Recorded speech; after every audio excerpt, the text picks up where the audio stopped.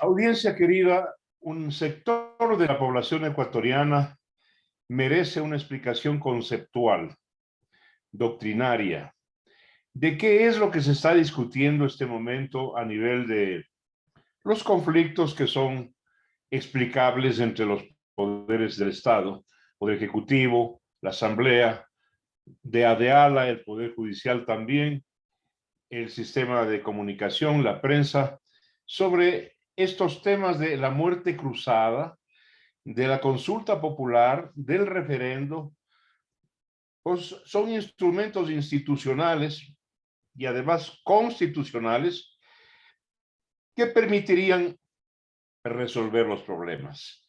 Pero con el doctor Ramiro Rivera Molina, constitucionalista, especializado en Europa, ex docente de la Universidad de las Américas y actual presidente del directorio de Diario El Comercio, ¿no es cierto? Con él vamos a conversar para que nos explique conceptualmente estos valores del derecho público. Ramiro, te doy una cordial bienvenida. ¿Cómo estás? Bien, Marcelo, muchas gracias. Contento con esta cordial invitación de ti, sabiendo que los análisis que sueles tú abordar son al mismo tiempo que frontales, directos y profundos. De tal manera que muy contento. ¿Qué te podría decir en relación a la muerte cruzada? Dos A ver, elementos, Ramiro, antes de eso quiero pedirte un favor.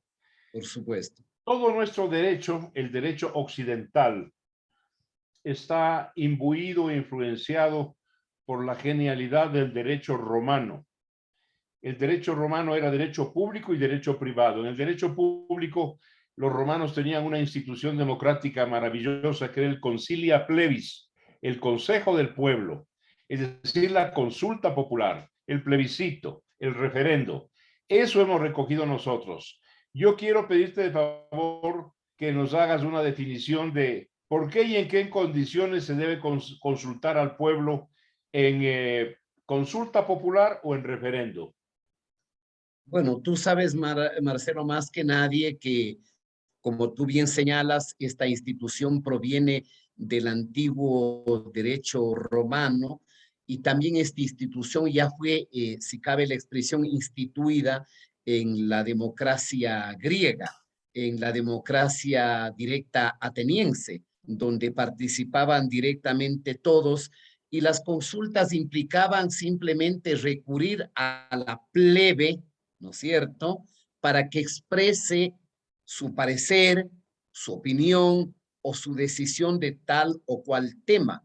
Esto genéricamente lo conocemos como consulta popular o plebiscito que tiene que ver con asuntos de carácter general. Digamos mañana, usted está de acuerdo con que hagamos tal cosa en términos generales, entonces obviamente cabe un plebiscito. Pero si le digo, usted considera que el artículo 14 de la Constitución, en vez de este texto, debe ser este otro, entonces estamos hablando de un campo de naturaleza normativa, es decir, poniendo a disposición de la gente en el debate una norma, una regla de carácter jurídico. Y por cierto, Marcelo, en la filosofía doctrinaria, si cabe el término, o sociológica, hay gente que alaba la forma de plebiscito, pero también hay otros que denominan que una de las distorsiones de la democracia, si cabe el término autoritaria, es el cesarismo bonapartista o el plebiscitarismo, aquel que quiere a través de las consultas populares acumular más poder, como lo hizo en la época del siglo XIX, la época napoleónica en Francia. Y no en vano, algunos regímenes autoritarios siguieron la línea del plebiscitarismo, entre otros el señor Chávez en Venezuela y el señor Correa en el Ecuador. Ahora bien, el plebiscito, el Concilia Plebis está vigente, por ejemplo, en Suiza, que es un ejemplo de democracia para el mundo. Pero ¿por qué Suiza es un ejemplo de democracia?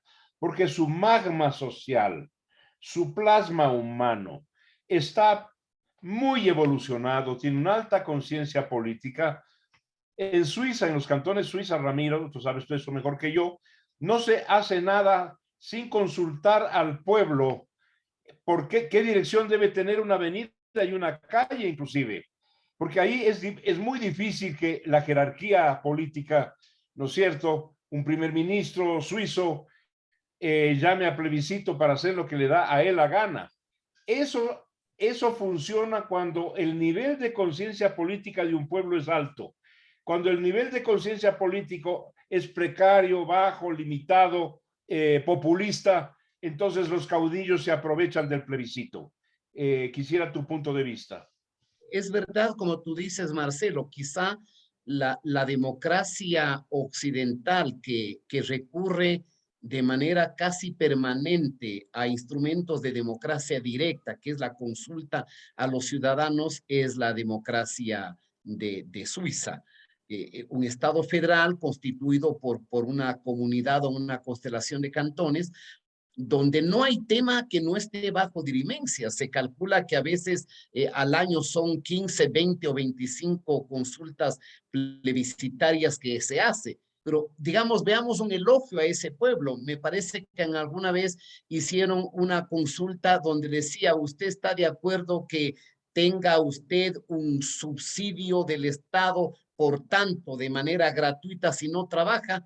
¿Sabe qué dijeron los suizos? No, gracias, queremos trabajar, no queremos regalos, no queremos subsidios. Estamos hablando entonces de una sociedad de bienestar donde el motor de la misma es la iniciativa privada, el esfuerzo, el trabajo, y el Estado es un ente regulador que guarda los equilibrios del estado de bienestar. No es un pueblo pedigüeño, es aquel que extiende las manos para que el amo, el patrón, el caudillo, el salvador o el Mesías le deposite unos cuantos centavos de dinero, porque como se dice, las manos que reciben siempre estarán debajo de las manos que dan, y es al populismo al que le encanta esta forma de clientelismo, de tal manera que el ejemplo que has dado tú de Suiza es un ejemplo muy alentador. Así como también en el ámbito de América Latina, no siempre de manera benéfica, uno de los países que más ha recurrido a consultas plebiscitarias es el Ecuador.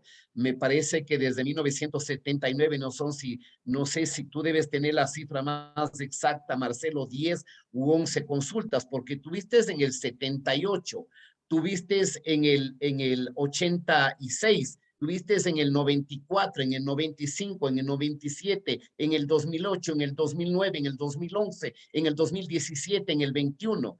O sea, claro, algunas consultas para pendejadas, ¿no? Y otras, como tú lo has dicho, para que el gobernante acrecente y aumente su poder, como fue la consulta del 2007 para la constituyente, del 2009 para legitimar la constituyente de Montecristi, o del 2011 para meter las manos en la justicia o castrar a los medios de comunicación colectiva.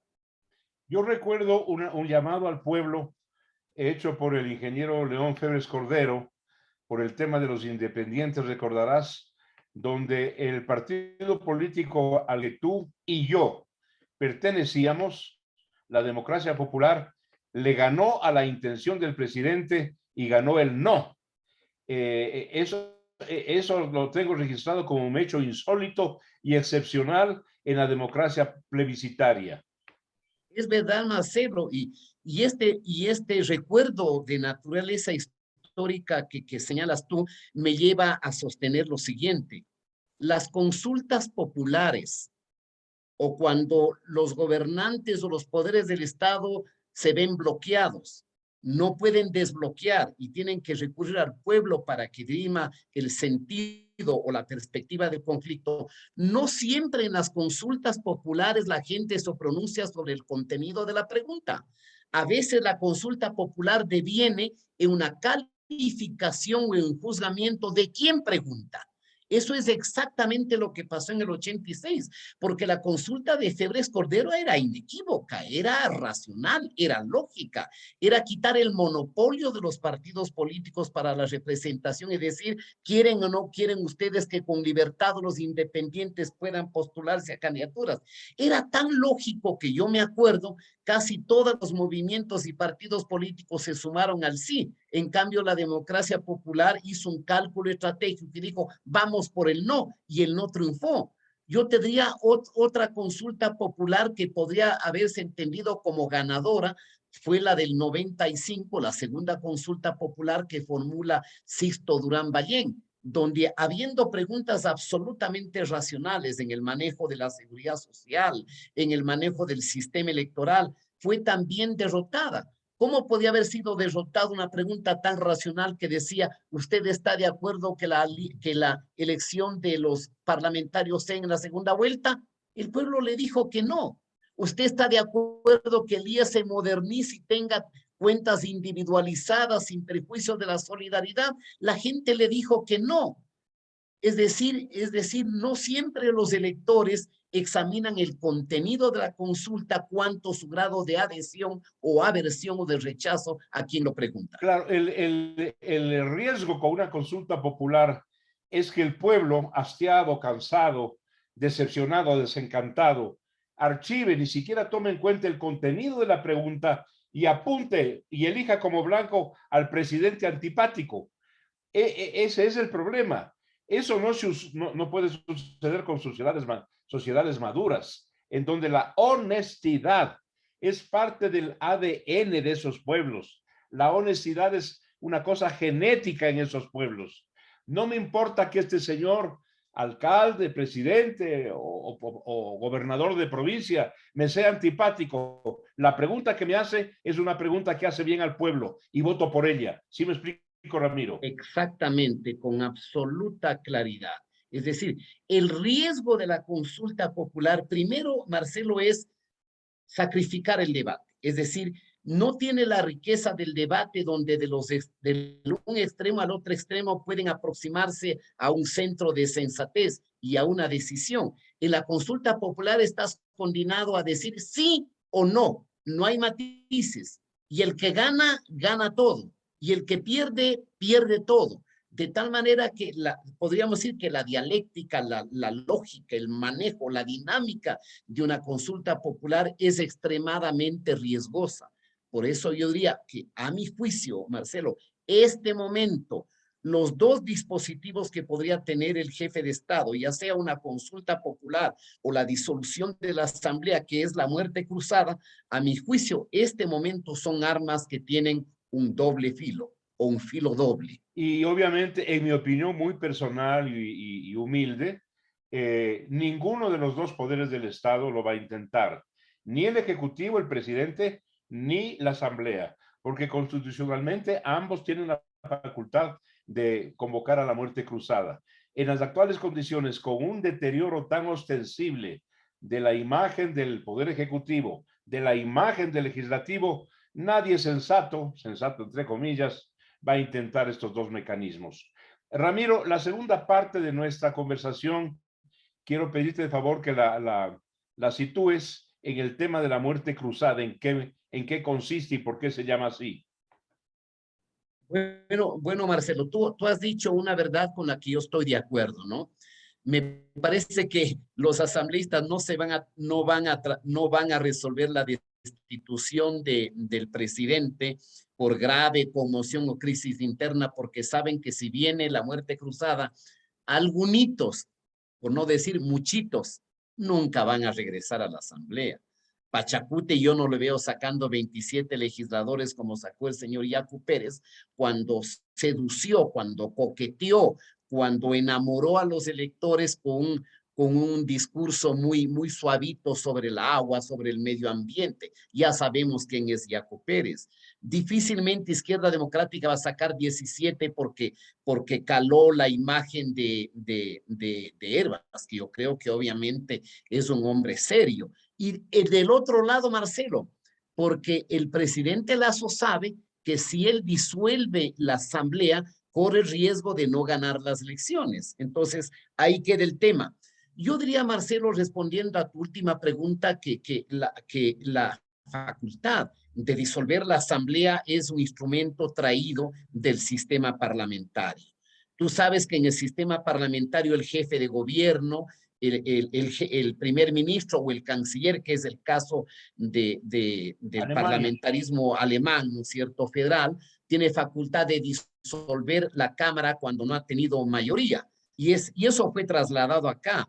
Estudiando el tema, y yo he agregado que esta fue una institución que nació de los presidencialismos autoritarios. Extremos. Duvalier, así es, Duvalier incorporó en su constitución, me parece que en los años 60, la muerte cruzada, la dictadura de los Duvalier. Luego lo hizo Alfred Stroessner en su país, ¿no es cierto? Incorporó la muerte cruzada. Stroessner en el 47, luego la dictadura de Terra en Uruguay, luego Pinochet en la Constitución del 80 colocó la muerte cruzada y finalmente, para cumplir la generación de los regímenes autoritarios, lo hizo el señor Chávez en el 99 y el señor Correa en el 2008 en la Constitución de Montecristi. De tal manera que a mí me parece que es un recurso extremo, un recurso peligroso, donde solamente el Ejecutivo puede ganar si tiene un altísimo nivel de reconocimiento.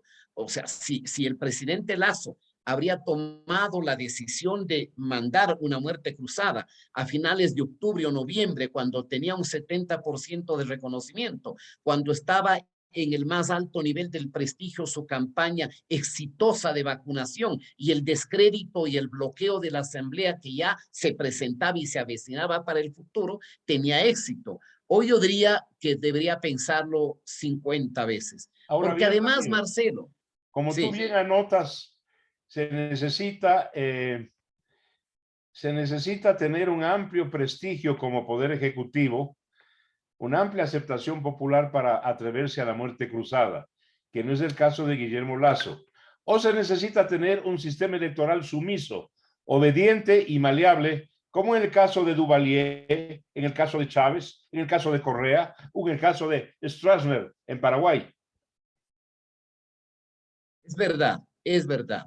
Y por eso se suele decir que la democracia plebiscitaria es un arma que utilizan los regímenes autoritarios, o porque tienen organismos de control cooptados, o porque tienen el monopolio de la información, o porque tienen coartado la libertad de expresión, o por los estados de propaganda. Es verdad. En este caso implica un enorme riesgo para el presidente, de tal manera que salvo que no sé si los encuestólogos o los estrategas le puedan decir, yo no sé cuál es el nivel de reconocimiento del presidente, yo he escuchado en algunos menos de 30, me dicen que por ahí hay una encuesta que lo ubica en 46, si el presidente tiene un 40 y pico y la asamblea menos del 10%, una estrategia de arrinconamiento podría tener éxito, pero tú sabes que hay cantidad de imponderables porque la coyuntura y la dinámica de la política en países como el Ecuador cambian de un día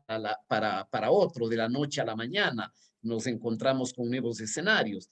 El otro mecanismo que le podría quedar es la consulta popular.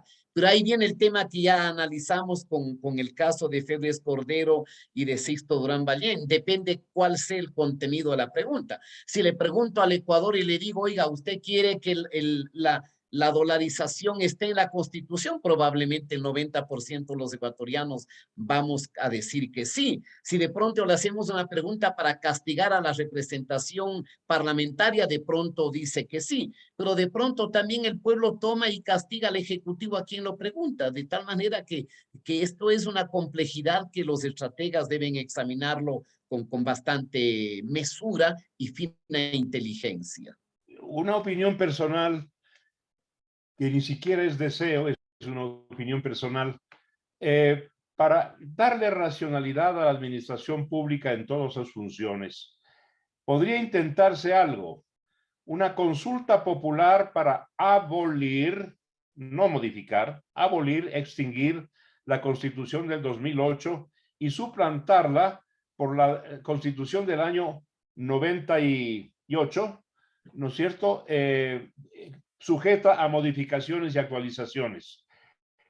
Con eso quedaría eliminado el Consejo de Participación Ciudadana. Podría intentarse eso, en mi opinión personal, Ramiro. Quisiera tu criterio. Sí, yo estoy de acuerdo y es algo parecido, me parece que lo formuló Simón Espinosa, Mauricio Gándara y otras personalidades de carácter público. Pero claro, ahí tenemos un problema, Marcelo. Eh, el señor Correa, desde un enfoque autoritario, dejó al interior de su constitución, porque no es constitución del Ecuador, es constitución de Correa.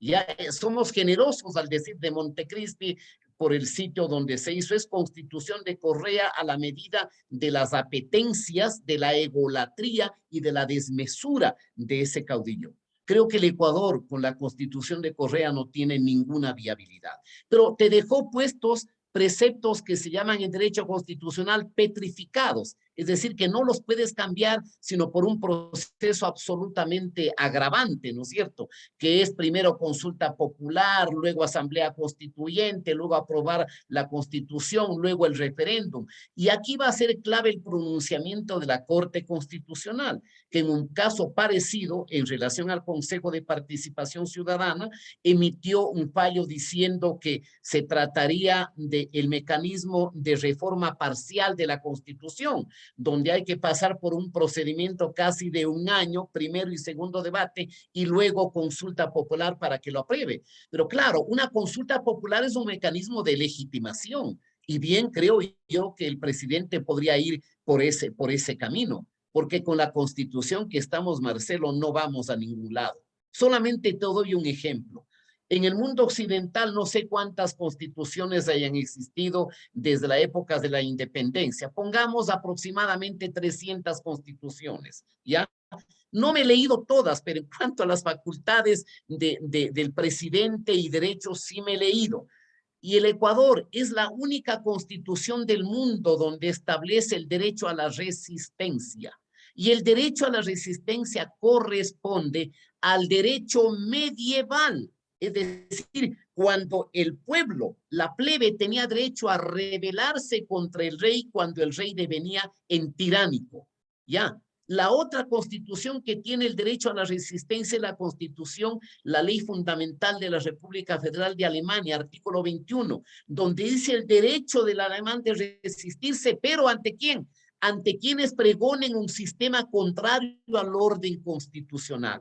Este es el único país caricaturesco del planeta donde le damos a delincuentes, a radicales y a vandálicos el derecho a resistirse a la autoridad pública, de resistirse al ordenamiento jurídico. Es decir, eso es un espíritu de salvajismo trasladado a la novelería de la democracia populista que pregonó Correa.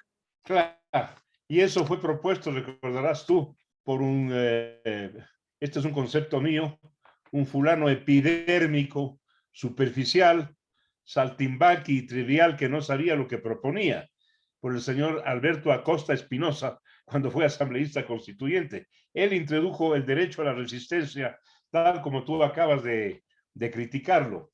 Señor doctor Ramiro Rivera, ha sido muy fecunda tu orientación.